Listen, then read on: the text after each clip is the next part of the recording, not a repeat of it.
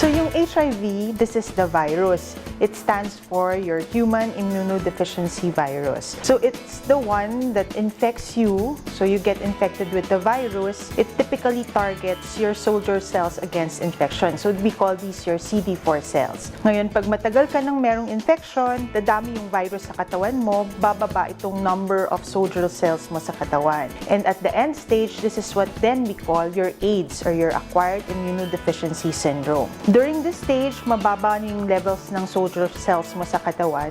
So you get prone or you're prone to a lot of infections. Tapos, how do we get this virus? No? We only get the virus from somebody else who has the infection. We get it through exposure through their body fluids, so either their blood or typically their genital secretions. So typically you get it through unprotected sexual encounters, no? You can get it from if the blood that is being transfused is not screened. You can also get it through accidental pricks, but you typically cannot get it from exposure to the patient's sweat or patient's saliva.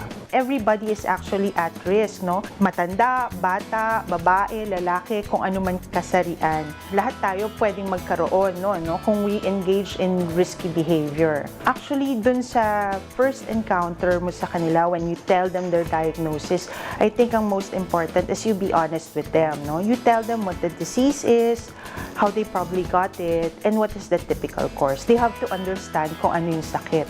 So if they're part of the care, they understand what the illness is, they can take control, and they can go back to their usual activities with some adjustments in the different facets of their lives. Yung family or yung immediate relatives, they also need counseling. So ang role nila typically is to make sure that the patient knows that he's not alone in the journey, na naandun sila para tulungan siya. So, cornerstone in prevention, since the most common way we get it is through unprotected sexual encounters, you should use protection. Most important is we know more about the illness, no? So, we know more about HIV.